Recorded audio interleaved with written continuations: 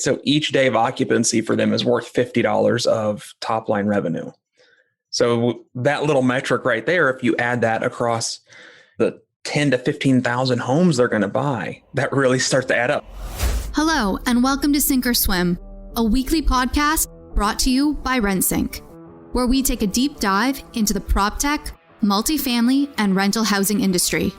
In each episode, we uncover the technologies and strategies used to help overcome operational challenges and increase the value of your multifamily investments. So let's get into our conversation today. Okay, welcome back to Sink or Swim. I'm Mitch Fanning with RentSync. And joining me today is Colin Douthit, owner of Atlas Property Management, located in Kansas City. Colin, how you doing today? Doing great, Mitch. How about yourself? I'm fantastic. Like you said before, living the dream every day. So today, obviously, I want to get your thoughts on the property management industry a little bit, and also just managing a high growth portfolio. You've experienced a lot of growth over the last couple of years. So we want to kind of drill into that. But before we kind of get into that, maybe you can do that intro some justice by telling us a little bit more about your background and how you got started or how you started Atlas.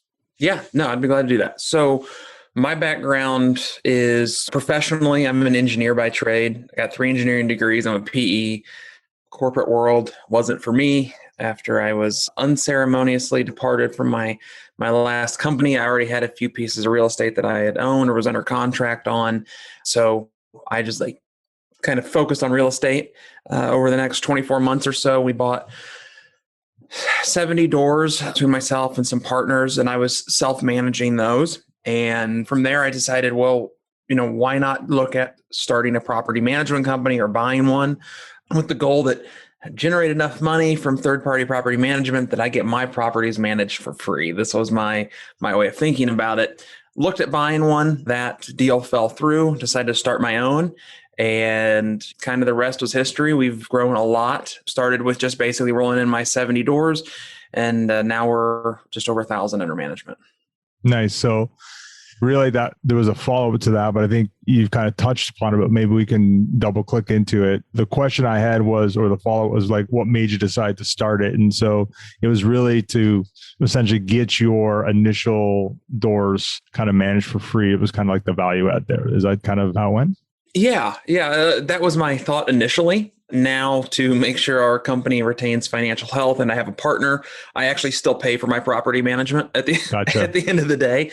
And then we're like, well, I'm already in the real estate space. I'm already managing. I've already got systems and PM software. So why not roll it out and do third party?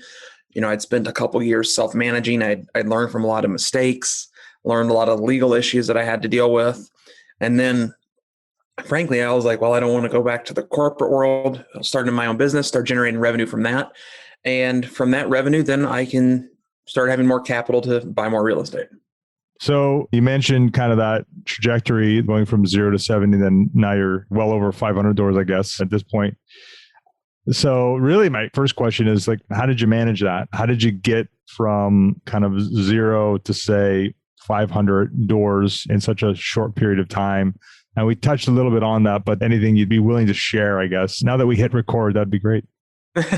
Yeah. I mean, my ownership stake really I still own less than 100 doors or have ownership interest in less than 100 doors that we manage.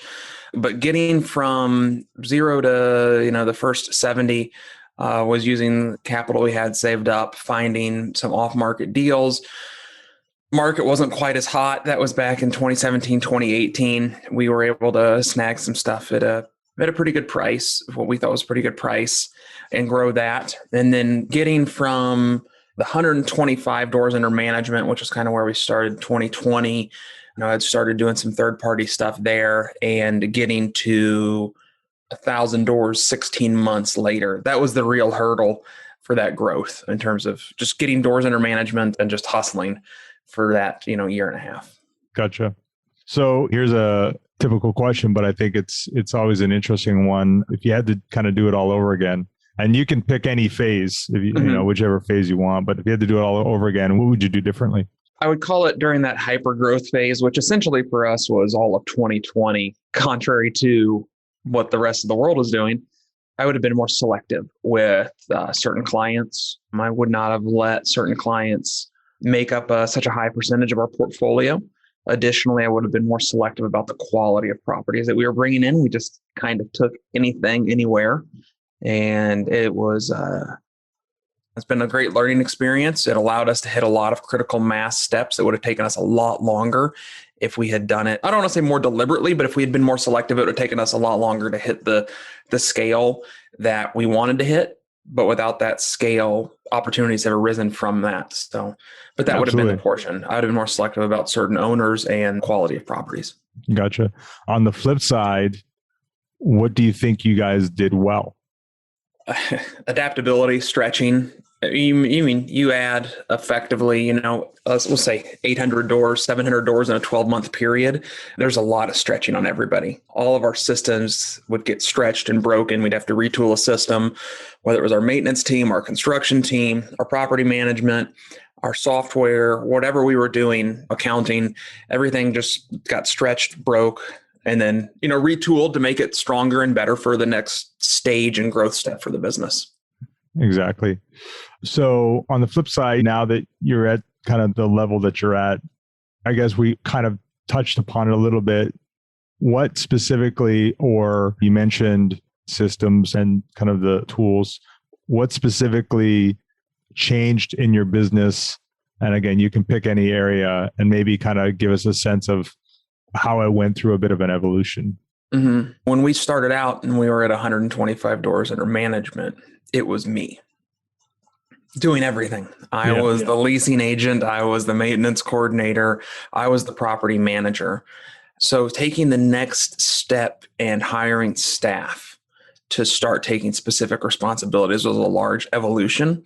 I'd say the one that's been the biggest gain for us, actually in the last 60 days or so, we hired a director of operations / regional property manager who's got over 30 years of PM experience, and he's been a regional, he's been a COO, that sort of thing.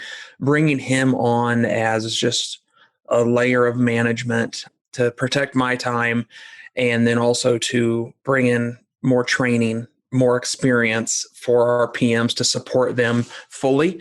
That's been a real big game changer. And without that critical mass, it's not to say that we wouldn't have been able to have him probably. So obviously that's the people piece. And you've spoken a little bit about the process. Were there any specific tools that or what does your tool, your tech stack look like currently, and how has that evolved? So currently we're using Monday.com for our project management. Also Lightly, it's used as our CRM, just tracking projects or properties that are coming online on the PM side. Additionally, we use that for tracking our construction projects since we have our own construction company in-house. We use it for tracking unit turns as well. Grasshopper is our phone system. It's all internet based. So the PMs download the app on their cell phone. It rings directly to their cell phone. They can call out through the app as well. And it shows up as the office main line. That allows for a lot of adaptability as we expand and add extensions and weekend numbers, and we can bracket when it's going to ring on the PM cell phones, when it doesn't, when it goes to the receptionist, when it goes to after hours, etc. Those are two things that we're valuing, that we lean on a lot right now. And then obviously our PM software. And the PM software, what does that look like? Which vendor do you typically use right now? We're actually migrating to AppFolio right now. And that one should be going live any day now. So maybe I'm kind of, as I said before, I tend to go off script. This is in my foray into that. Now, you've started a property management company in 2019, and kind of I had spoken about my experience kind of pre-2010. In your mind, what's been the biggest difference, say, starting a property management company in 2019, say, versus 5 or even 10 years ago? Well, that's going to be a little bit of a difficult question because I don't know what the property management space looked like 5 or 10 years ago.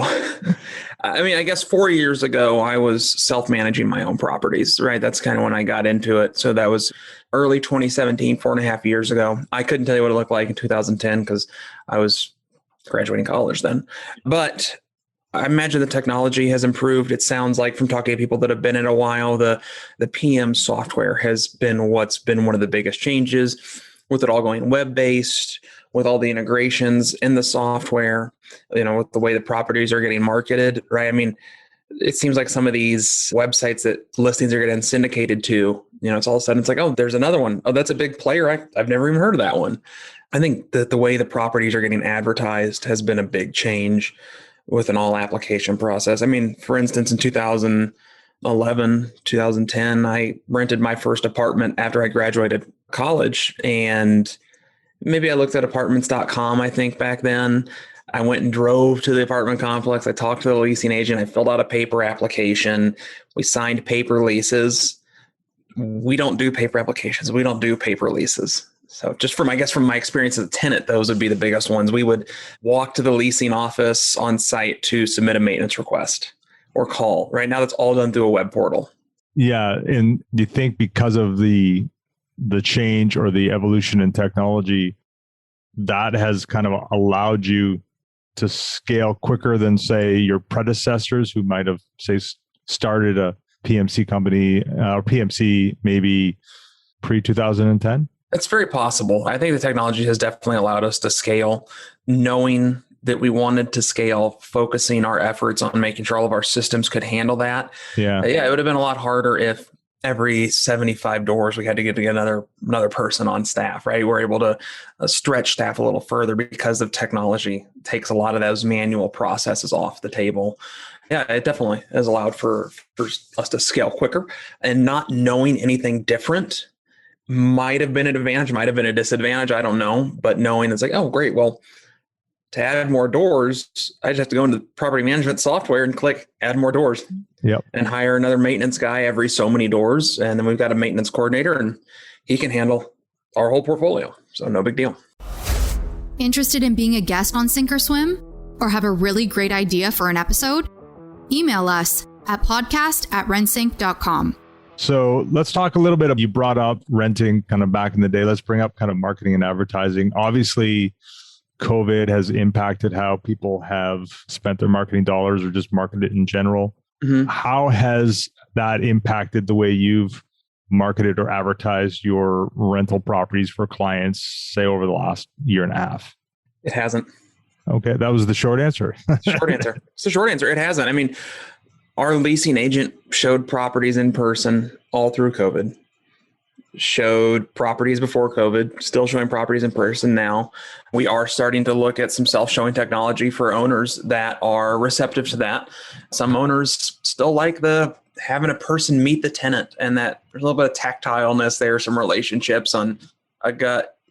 Obviously the tenant, if they are approved, we're going to follow all the laws. But there's also some gut, like this person might not be the best fit, or some stuff to the in person. They also trust that if somebody's there, something's not going to get stolen because they've got a lockbox code or whatever.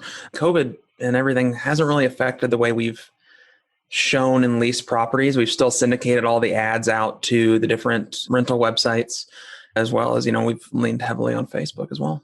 So in our research, we found that there was during the kind of peak of COVID, there was this shift from kind of primary markets to secondary markets. Overall, from a macro level, how did Kansas City fit into that? Do you feel like there was a bit of demand coming into it, Kansas City, or kind of going away? Definitely demand coming into Kansas City. And we actually have a pretty heavy footprint outside of what we'll call Metro Kansas City, and some of these tertiary markets that aren't a direct part of the contiguous metropolitan area, where there might be a 5-mile gap before you're out into, this next town. The next town might be 20,000 people. It might be 5,000 people. I started my investing in one of those small towns because that's where I live. Our office is in one of the suburbs of Kansas City, so I drive into the city. And we found really heavy, we've had continually heavy demand in some of these smaller tertiary markets, because people did kind of want to get away from the city when, it was this time last year during COVID in the summer of 2020. People were like, I want to get away from the people. I can telecommute now. So yeah, we did see a push out there outside of Kansas City, but our demand throughout the whole city stayed strong the entire time. Gotcha. So kind of a follow-up to kind of the marketing question. When it comes to, say, reporting back into your clients, besides the kind of traditional, here's where our occupancy is, or those type of metrics, are there any other kind of metrics that customers or clients are wanting beyond that? Or has it just been the typical?